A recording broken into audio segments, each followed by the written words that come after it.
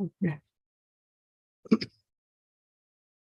Om Jnanatimirandhasya Jnananjanashalakaya Chakshurunmilitam Yena Tasmai Shri Gurave Namaha Shri Chaitanya Manobhishtam Sthapitam Yena Bhutale Swayam Rupah Kada Mahyam Dadati Swapadantikam Vancha Kalpatarubhyascha Kripa Sindhubhya Evacha पतितानां पावनेभ्यो वैष्णवेभ्यो नमो नमः।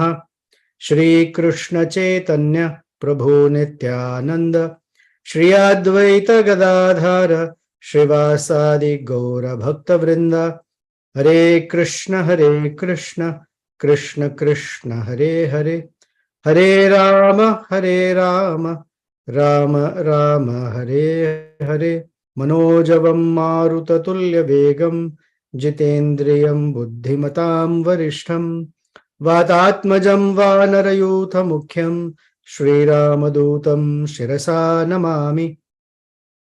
कूजन्तं राम रामेति मधुरं मधुराक्षरम् आरुह्य कविता शाखां वन्दे वाल्मीकिकोकिलम् आपदामपहर्तारं दातारं सर्वसंपदां लोकाभिरामं श्रीरामं भूयो भूयो नमाम्यहम्। दक्षिणे लक्ष्मणो यस्य वामे च जनकात्मजाः पुरतो मारुतिर्यस्य तं वन्दे रघुनन्दनम्।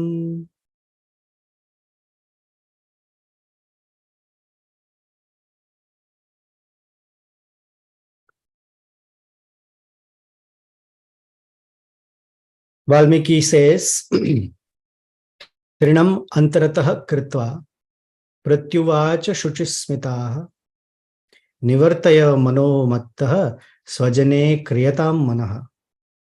Sometimes the last line is also read as swajane priyatam manaha. Kriyatam means to make your mind go towards your own swajana, your own queens, your own people. And sometimes swajane priyatam manaha, make your mind or fill your mind with loving feelings for your own wives. So either is fine. We will continue with Shriman Shriman Periyavachan Pillai's narration of what this verse means. So it's a fantastic verse that every word has different meanings and layers of meanings. In the Chaitanya Leela, there is one verse from Srimad Bhagavatam, Canto 1, Chapter 7, which starts with Atma Ramah Munayascha Nirgranthi Urukrame, etc. To this, Sarvabhauma Bhattacharya gave 6 or 8 meanings. But Chaitanya Mahaprabhu, in response, gave 61 meanings to that verse. And all of that is there in Chaitanya Charitamrita in Sanatan Siksha, where Chaitanya Mahaprabhu is speaking to Sanatan Goswami. So every word these great acharyas give us have so much depth and stuff packed in it, meaning packed in it. And Sita Devi, obviously, she is the consort of Sri Ramachandra. And so when she says something, every syllable is dense. And great acharyas help unpack it for us. So we heard Trinam Antaratah Kritva. Today we are here about Pratyuvacha. And I will send you this verse on the WhatsApp group. For now, I'll post it here in our text so you can all follow along if you like. 1 second.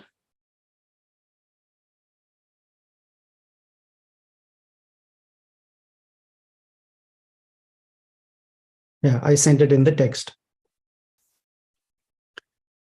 So Pratyuvacha, after hearing what Ravana had to say, Sita Devi responded.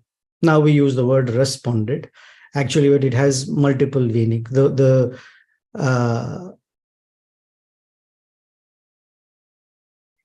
by agreeing what Ravana had to say, if Sita Devi agreed, then one may say that her answer is a response to his plea, his appeal, his courtship with her. But Sita Devi did not answer in that fashion. Therefore, Valmiki says pratyuvacha. The prefix prati is used for different to convey different meanings. Prati in this case, one meaning is negative. So vartate means to walk or to move. Prativartate means to reverse. So here prati is used in the sense of reversing. So pratyuvacha, prati uvacha, she spoke in a negative way, or she negated Ravana's proposal. He said, be my wife. So she said, I cannot be your wife. It's coming up later. I request all of you to read chapter 21, because obviously her words are very potent, but in all of her responses, these are embedded. She says, Naham upayike bharya. I cannot be your wife. This is the 6th verse of this chapter. And she gives an analogy. Just like a sinful person cannot attain very high, lofty goals, similarly, you, Ravana, who very sinful, cannot attain me. And an evil deed cannot be done by me, because I am already Ramachandra's wife. I cannot give him up and accept you. Namam prathayutum yuktam. And she says, Susiddhim iva papa kratuhu. Just the way a sinful person cannot attain higher knowledge, similarly, you cannot attain me.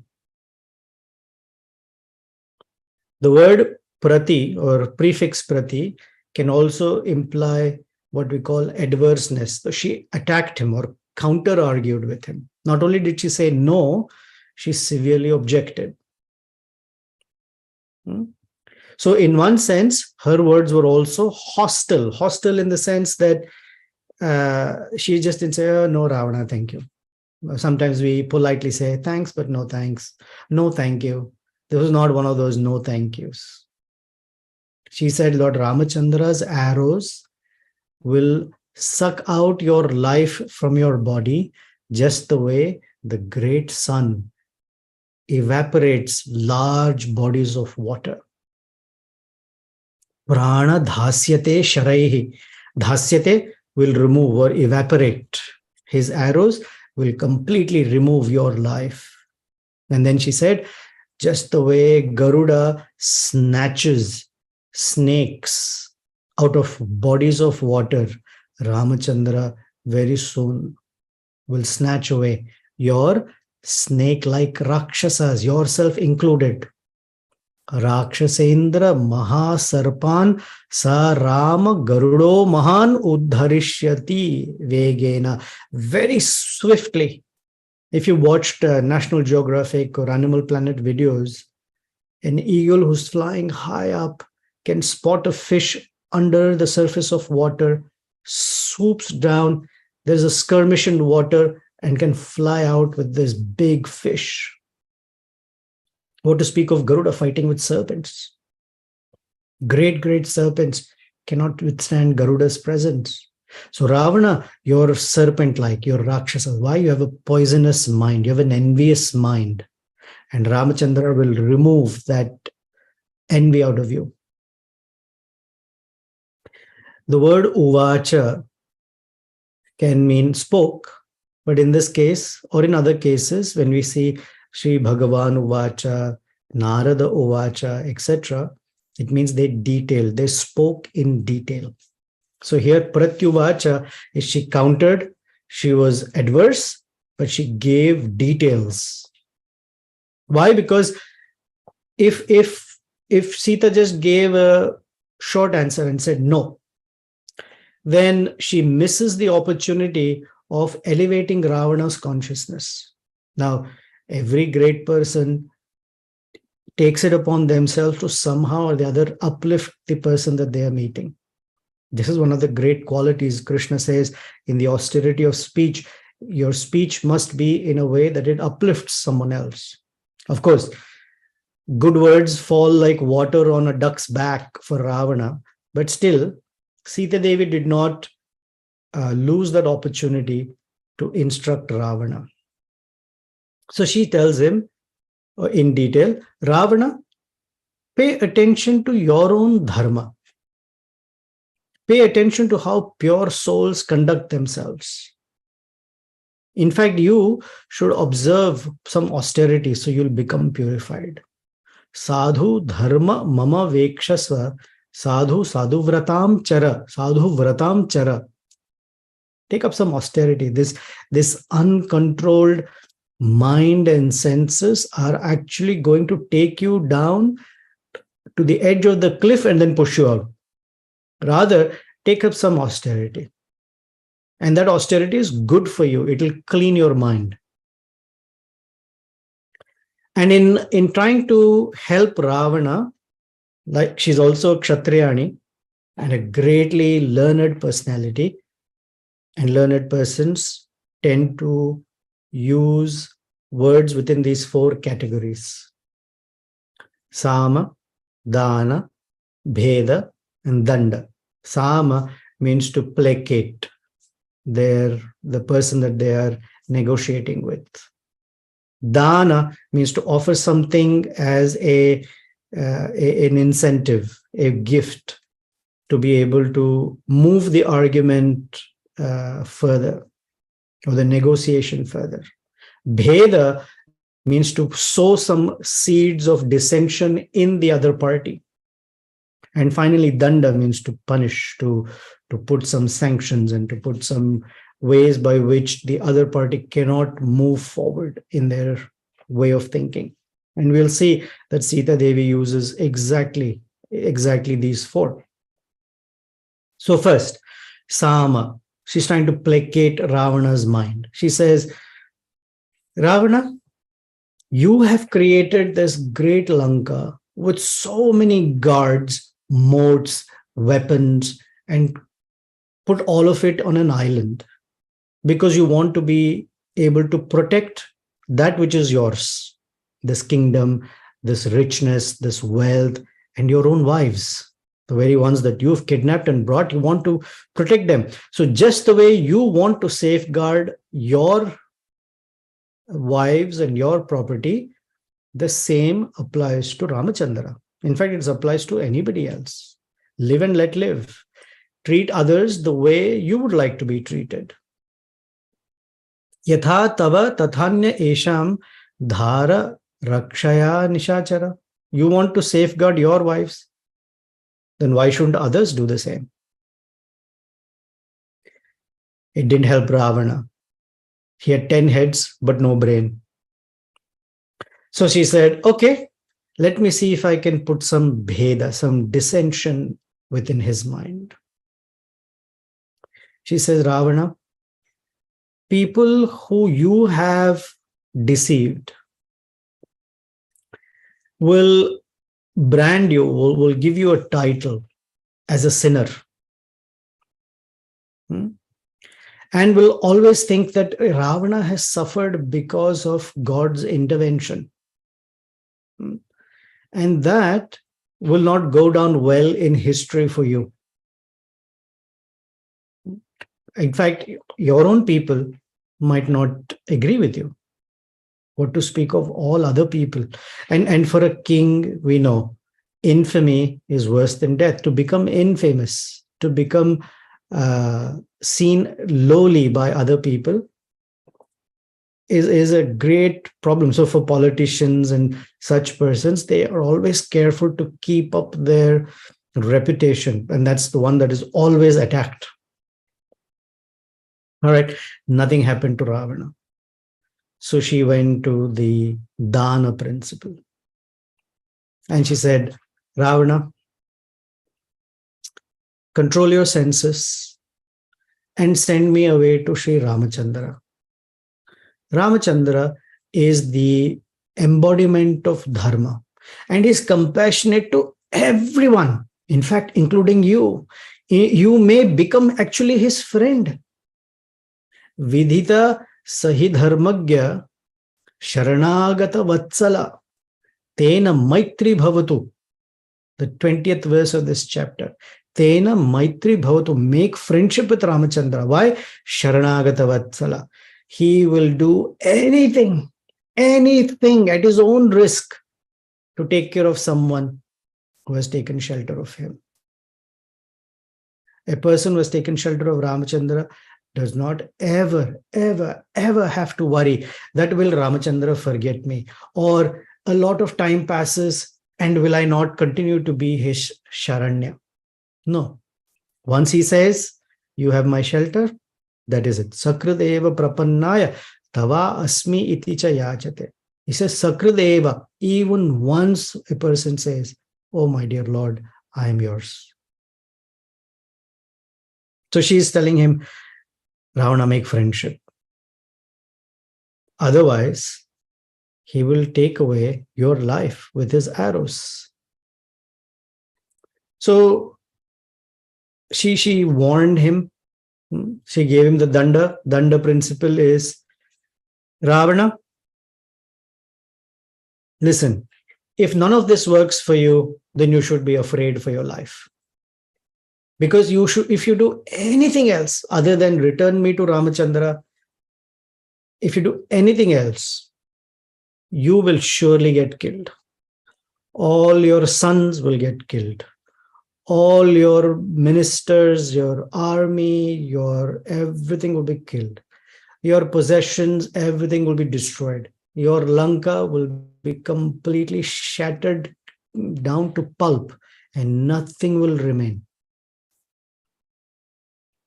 Anyatha tvam hi kurvano vadham prapsyasi. All you will get is death. And he will take away your life. So this is a threat, a warning actually to Ravana. Then the verse says, Pratyuvacha shuchismita. She smiled. Now, she uttered all this, Pratyuvacha shuchismita. She, all this while as she's speaking, she's smiling. Now, Ravana is such an abhorrent fellow. Why is Sita Devi smiling? Sometimes Ravana might think, oh, Sita is smiling. I got a smile from her. In fact, in part of this courtship and flirting, the guy who's flirting with the girl tries by being cute and saying things in a way that brings a smile. As soon as she smiles, there is indication that she may be in for the game of flirtation. This is part of seduction. As they say in Hindi, hasi to fasi. So we may wonder, Sita smiled? Why did she smile?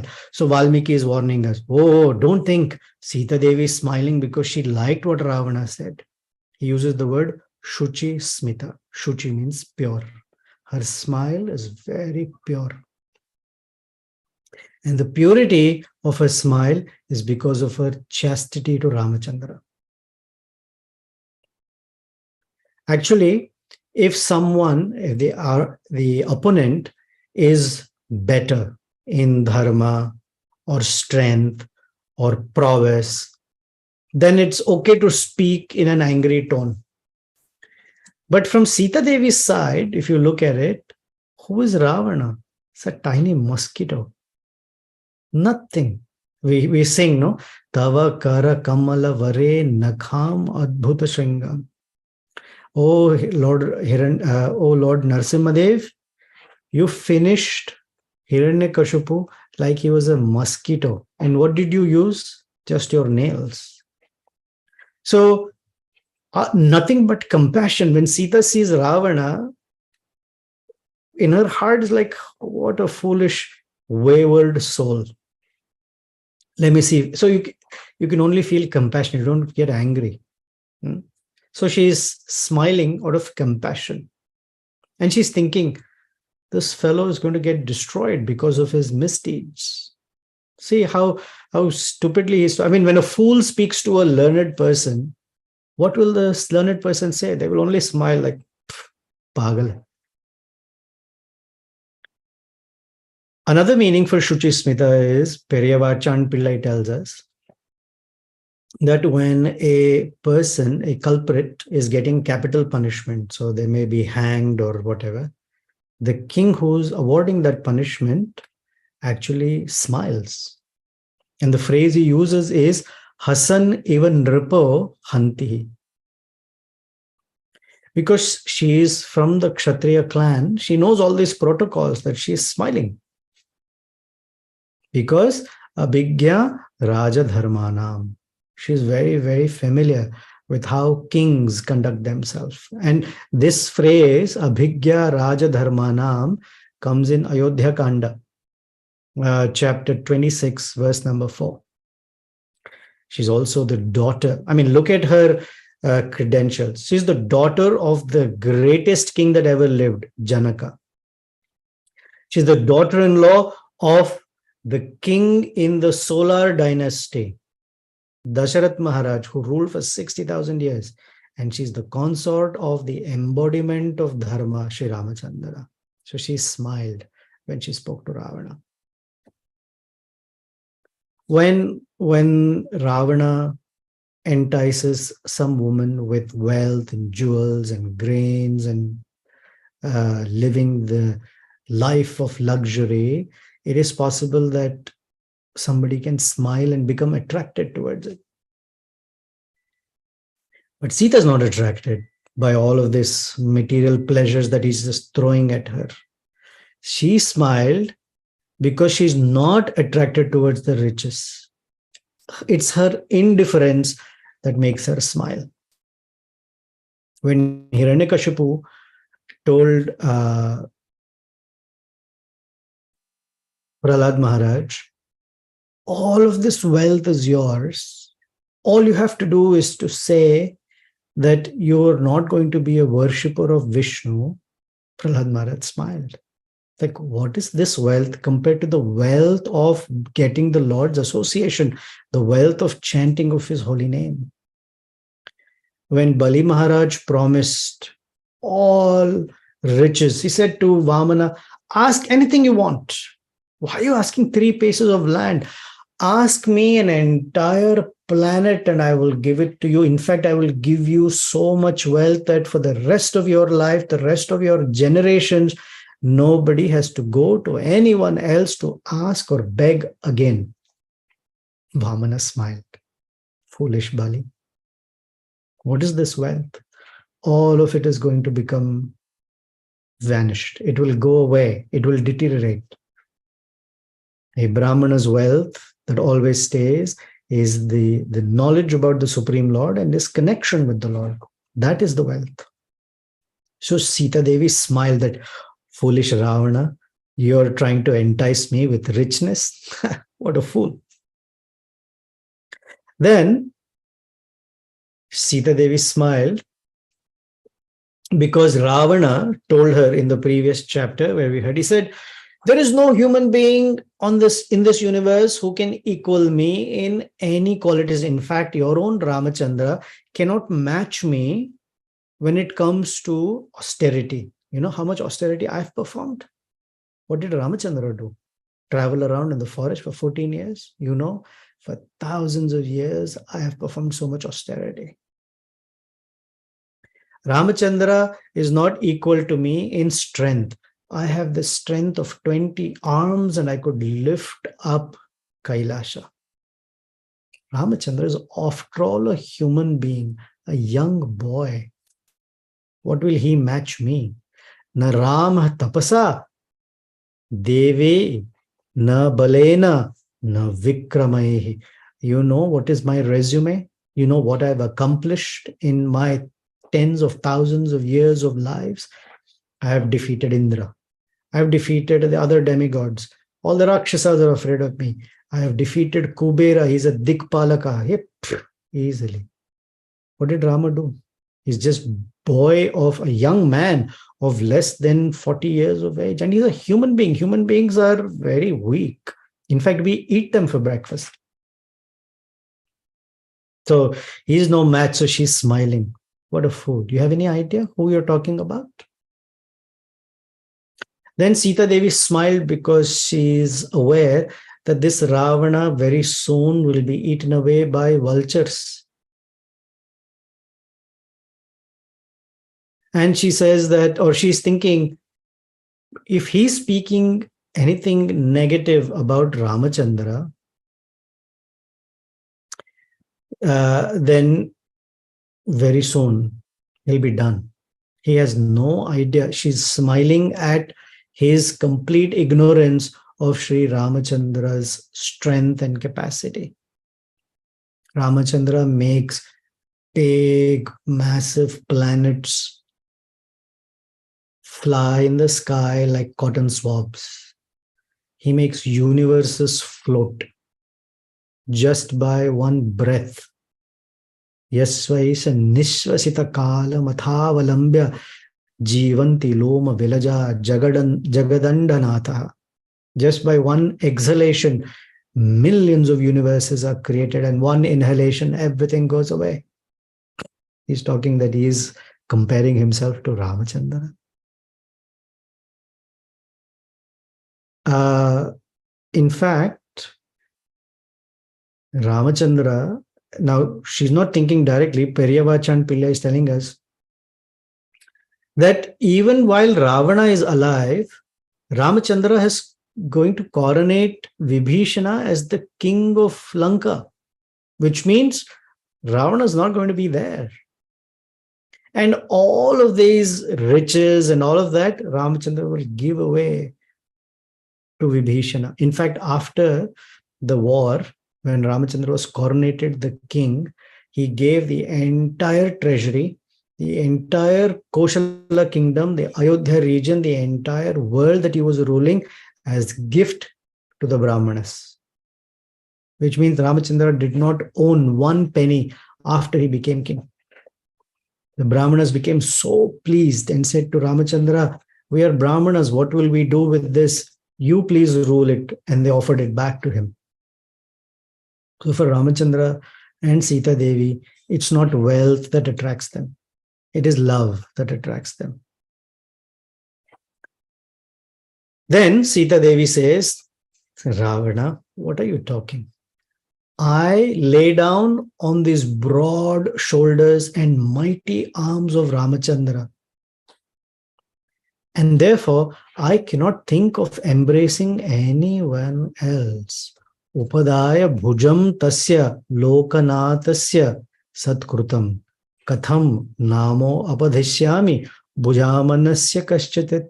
How can you even think that I will embrace your arms when I have had the experience of laying down on Ramachandra's arms? Nothing compares to that at all. What a fool you are, Ravana. So Sita Devi smiled. Then Periyavachan Pillai tells us something very interesting. Shuchi also means white. It actually means pure, but white is compared to or as a symbol of purity.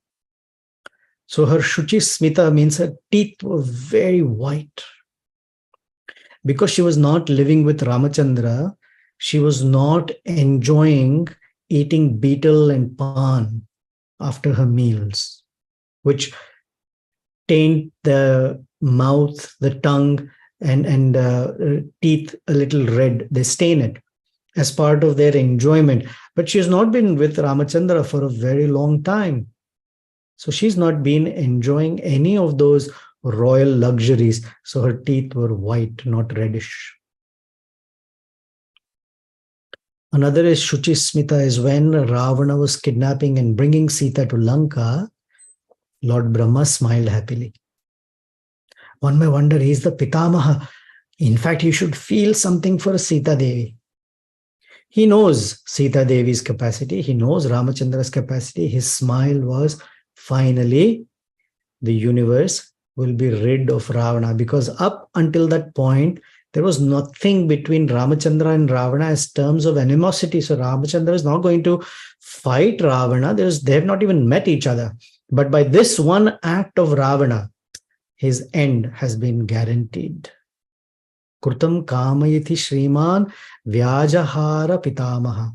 The Pitamaha, the grandfather of the universe, began to smile. This verse is in the Kanda, chapter 52, verse number 13.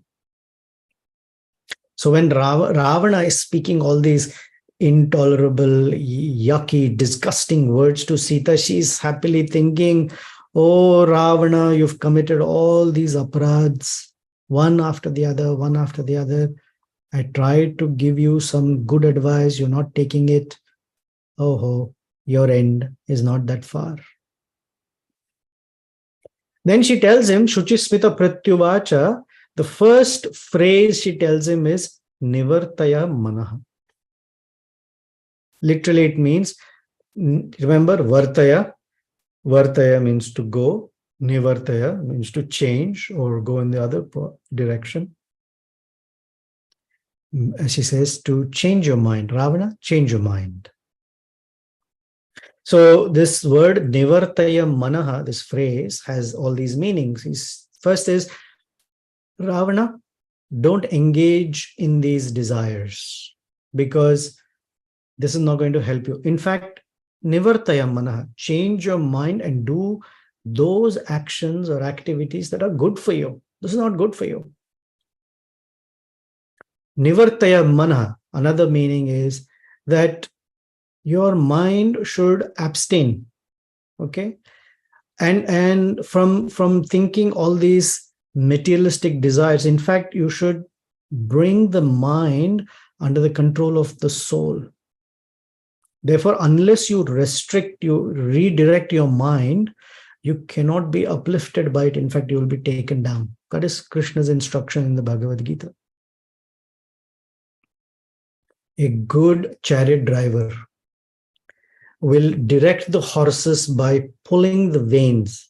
Reins is the symbol for the mind. So by reins and whips, he directs the horses to go where the passenger needs to go. So Nivartaya Manaha means don't let your horses, the senses, take you in the wrong direction. In fact, engage your mind in something purer, cleaner, higher, better, transcendental. That way, you'll disengage your senses from the push of the mind. Manaha Vegam. Nivartaya Manaha means, Ravana, when you take your mind away from me, then you can escape the arrows of Ramachandra. So do it before it's too late. Nivartaya Manaha, that the mind that is under the control of the soul, because Krishna says in Bhagavad Gita, bring it under the control of the soul, that mind will be your friend. In fact, it will give you so much energy to make life successful. But Krishna says in Bhagavad Gita, right? Chapter 6, verse number 5. Atmaiva atma yatho bandhu. Atmaiva atmano yatha bandhu. Atmaiva ripur atma. The mind can be your best friend. It can also be your worst enemy. Therefore, when you revert your mind away from me, you can get the best that a life can offer you. Nivartaya Manaha also means that generally the mind is compared to very fast moving objects because that's the speed of the mind. Of course, we pray to Hanumanji, Manojavam Maruta Tulya Vegam. Mana Javam. Javam is the force or the strength. So he's not just being compared to the speed of the mind, because later the verse says Maruta Tulya Vegam. So the same comparison cannot be twice. So he has the speed of wind, but he has the strength or the energy of the mind. You can see the mind is so energetic that there is never a shortage of desires. Constant flow. It never becomes tired. We may say, oh, I'm so tired. We are tired because the mind is so much more energetic than this body can take. So she is telling him, for your own good, change your mind. In fact, not just retract your mind, but engage it in higher taste. Because Krishna says, what does it help to only remove the mind from sense gratification unless you engage it in something higher? Rasavarjam rasopyasya param drishtva nivartate. Param drishtva nivartate. Manaya nivartaya. Therefore, she's telling him, say, the scriptures tell us, Narayana, Dheyo Narayana Sada. Engage your mind.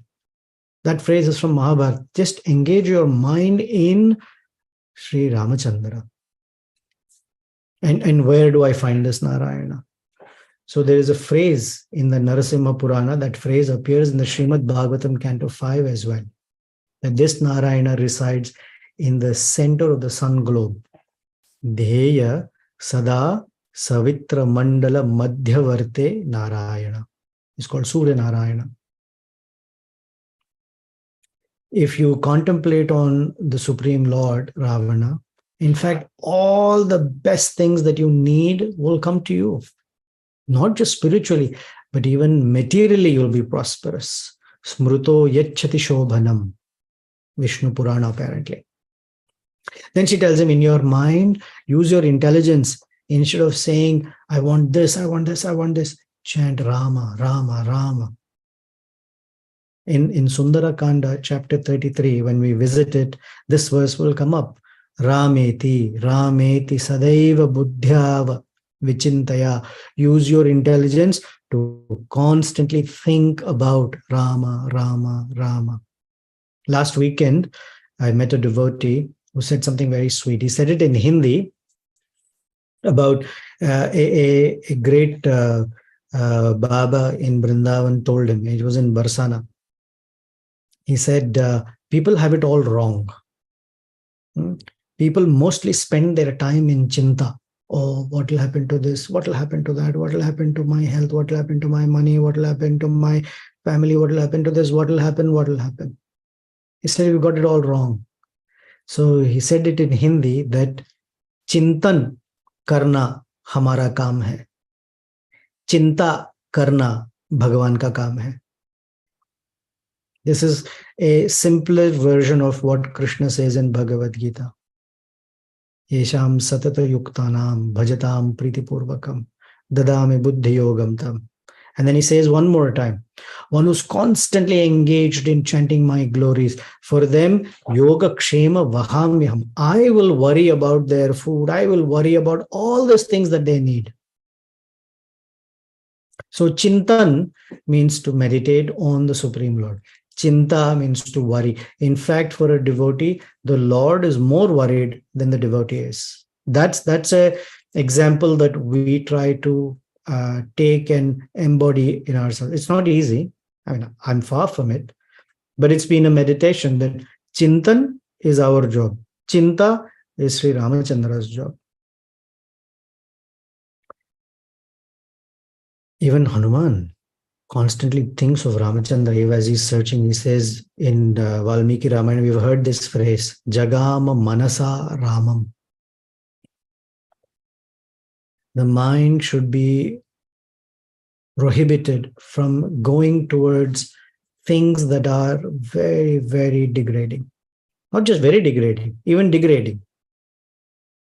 And that's the sadhana of a devotee. And it's not easy. It's a constant struggle, acknowledged. All of us acknowledge it.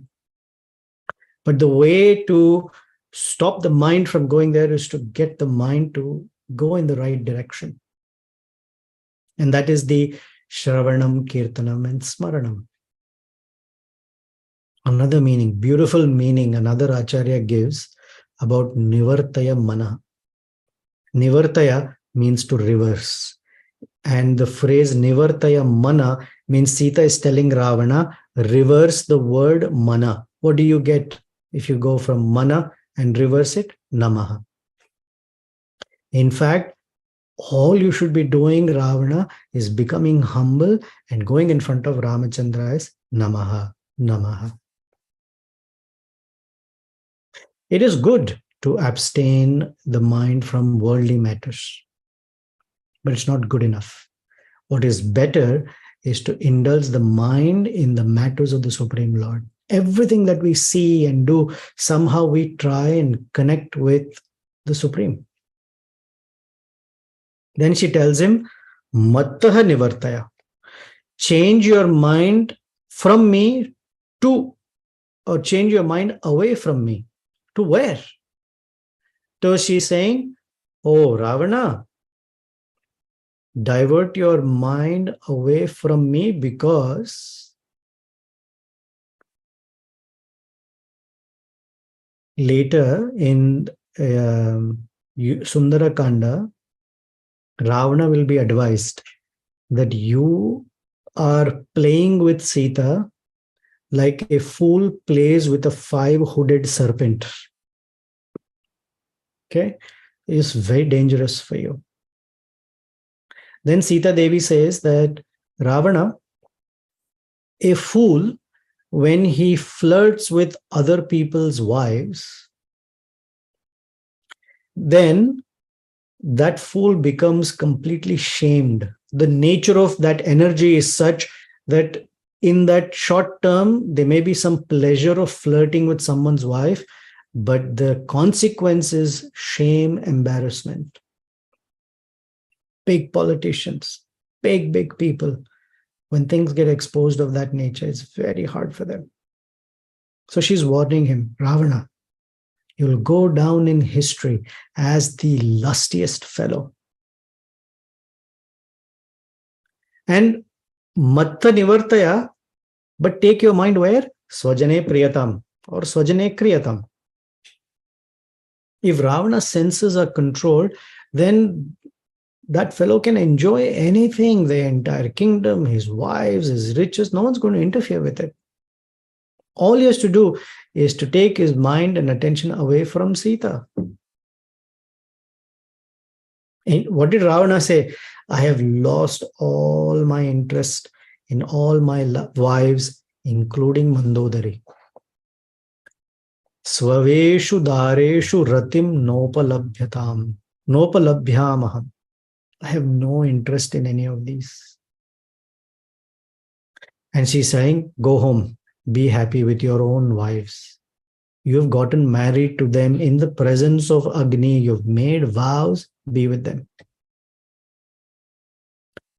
Another is, I'm a human being.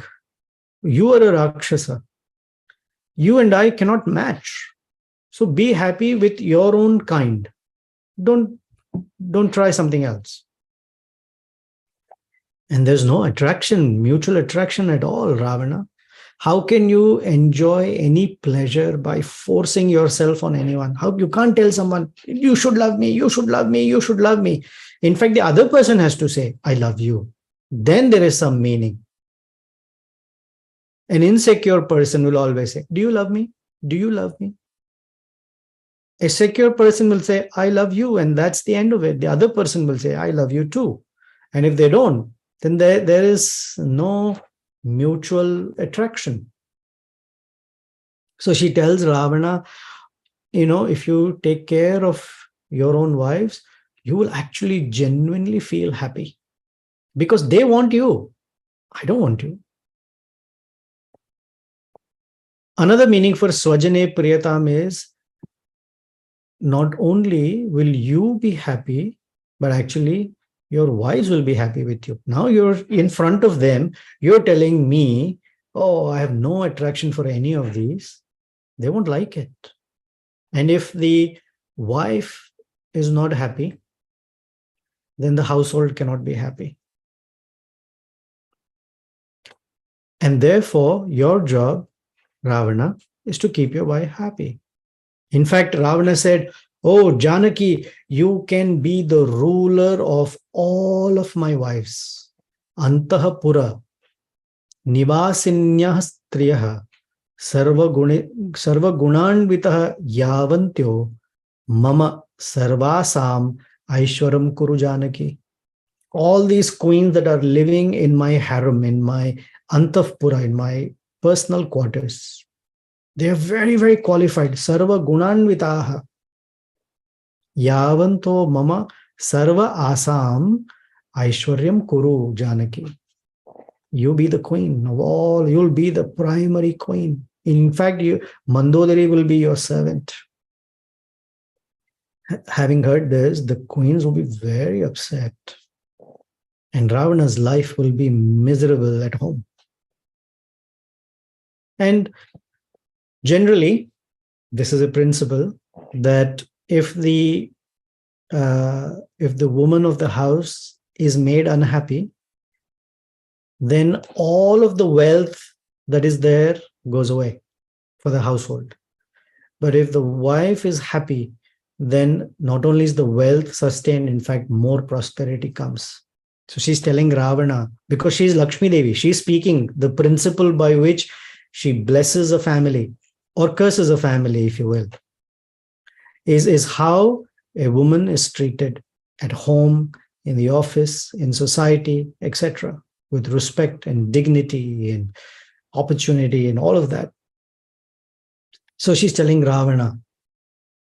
So overall, with all of these meanings, the greatest glory is Sita Devi, who's been fasting, crying, not sleeping, body completely emaciated. She's in complete misery, but she is worried about Ravana. This is Paradukha Dukhi.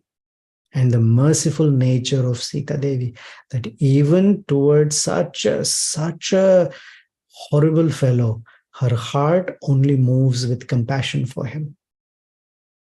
And she's trying in different ways to awaken him from not doing where he's going or not doing what he's about to do, forcing himself. He is trying to flirt and somehow seduce her into saying yes. And she's not budging even a bit. This is Periyavachan Pillai's meanings from this verse. So let's see if there are any thoughts, comments, reflections, questions. We have less than 10 minutes. I'd like to end on time because I have a packed day.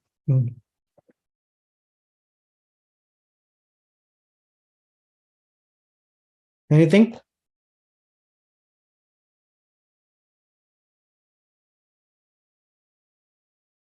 Beautiful meanings, huh? Can you imagine Periyavachan Pillai's absorption in one verse and what all vistas open up? Hare Krishna Prabhu, am I audible? Hare Krishna Prabhu, am I audible? Okay, seems like nothing. Thank you for your association today. We will continue. Next week, we will hear Ravana's answer. Did Ravana's mind change? Did Sita's great words affect him anyway, at all? We'll find out. The answer is yes, it affected him. But how is what we'll find out.